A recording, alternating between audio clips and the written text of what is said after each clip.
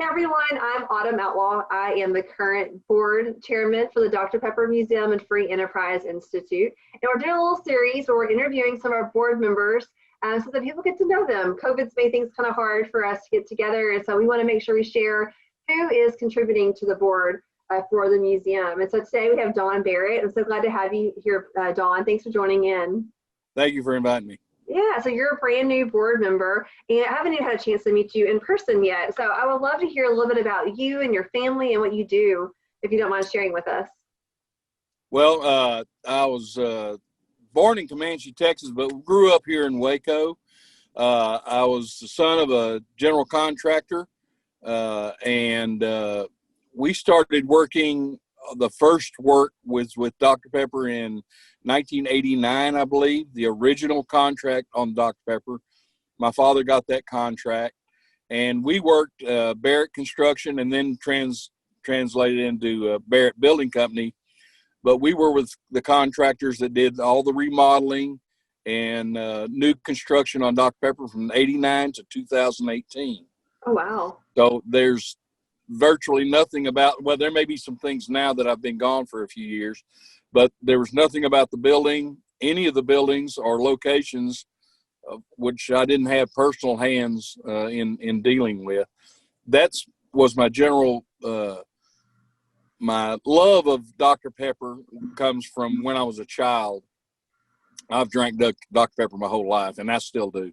But with Dr. Pepper, I've been through all the boards, with all the board members, all the presidents since '89. Started with the original engineers and then transitioned into architects with engineers and architects. Personally, I am married. I have a son and a daughter. My son's 50 and my daughter's 48. My daughter lives here in Waco, and my son and grandson live in New Braunfels.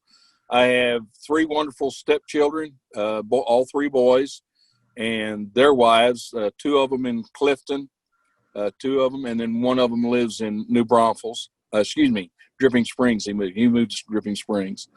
I have a 26-year-old grandson, a 20-month-old granddaughter, and a granddaughter that's still in the oven. Oh, wow. So we have children, and maybe in the next couple of years I'll have some great grandchildren. Well, that's awesome. What a great legacy to have such a big family. You live in the area. That's awesome. And also the way that you've been a part of the museum from the beginning, that's incredible. You know, the building that we're housed out of is the biggest artifact that the museum has, because it's historical. It survived the tornado that came through Waco. It's original bottling plant. So I love that you are a part of the history from the very beginning. So it's so fitting that you are on our board and now get to help with some of the decisions that we get to make. So I'm glad you told me that. That's really neat. So, you know, working on the building and being so familiar, what's your favorite part of the museum? I guess the original museum, the original factory. Thinking back with Joy here, we did an interview here a little while back, and going through and thinking about the stages that the museum has gone through, from just the first little manager's office was the only thing, walk down the hallway, and I don't know how many hundreds of people came to see and to donate their money just to see that little bitty part of it, to what has progressed now all the way over to the Kellum Rotan building and the parking lot across the street and everything that's going on now. It's a real great deal of my pride in Waco and how Waco has grown, and continuing to honor the past as well as looking into the future. I completely agree. I know I've been on the board for starting my 8th year, and gosh, even since I started, the changes the museum has seen, it's been incredible. So I can only imagine what you've seen as you've helped out with that. So you mentioned kind of the how the museum and Waco kind of partner together. How do you feel that the Dr. Pepper Museum kind of, I guess, fits in with Waco? Well, I think personally, I think it's an integral part of Waco and Waco's history. I can't see anybody talking about going to Waco, and I know the major part of Waco, or probably the biggest part of Waco, is Baylor University.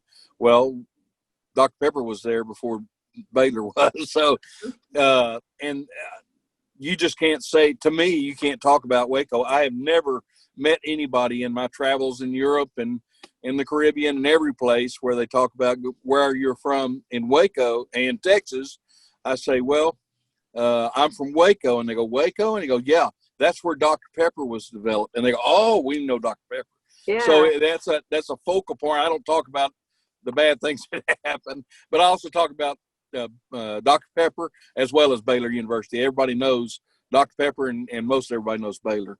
Absolutely. Dr. Pepper is a global company, and people, I think, locally forget that, we think of, oh, it's been around, it's just part of us, but it's global. People recognize that probably more than almost anything. Magnolia definitely is up there now, closer to that, but Dr. Pepper is a globally recognized company, and it was born in Waco. And we get the honor of preserving the history and telling the story, which is such a fun thing. Mm-hmm. So I want to ask you, it's not part of the requirements to be on the board, but do you love Dr. Pepper? Oh, absolutely. Now, of course, with my age, I drink Diet Dr. Pepper now, but in the day, and I'll tell you this, even to this day, when I visit the museum and I go across the street to the Fountain Center, I always have a Dr. Pepper float with vanilla ice cream. Oh, yeah. Even with my type 2, I still have that. I treat myself every time I come in. So I love Dr. Pepper. I drink it all the time. Diet Dr. Pepper. They taste different from the soda fountain for sure. They're really good. So yeah. Well, do you have any? And this is kind of picking on the spot, but do you have any fun memories that are tied into Dr. Pepper? Like anytime you thought of like that was like the best Dr. Pepper, or a neat moment when you've maybe shared or had a Dr. Pepper? Well, not necessarily about having a Dr. Pepper. One of the stories that I thought about was when we were dedicating the Kellum Rotan building. And a man that was working, the facilities manager, Sammy Torres, and I were in the basement of the Kellum Rotan building, hooking up the syrup lines for the fountain. Everybody was in the courtyard, and they were having their dedication and everything. And once that was over, everybody was going to come in and have Dr. Pepper, and it wasn't hooked up. And we broke some Dr. Pepper syrup lines in the basement. And both Sammy and I got soaked in Dr. Pepper syrup, but we hung in there and we worked. We got everything connected, and once we got the stand all up and got everything connected, I ran home and cleaned up and came back to walk around in there, and everybody was drinking their Dr. Pepper, talking about how good it was and everything. And all I could think about was poor Sammy down in the basement, covered in that syrup, still trying to keep everything operational. So I mean, I love Dr. Pepper all over me, and as well as tasting it. Yeah, I bet it smelled pretty good too. So. Oh, it did. It was quite an event. It really was. Sammy and I really, because it was probably 5 or maybe at the most 10 minutes from the time we got that stand connected and all the hoses before all those hundreds of people came in, and we had it all working. So you did. It worked out very well. I was at that event and never knew that happened. So it was yeah, we were down in the basement down there getting covered.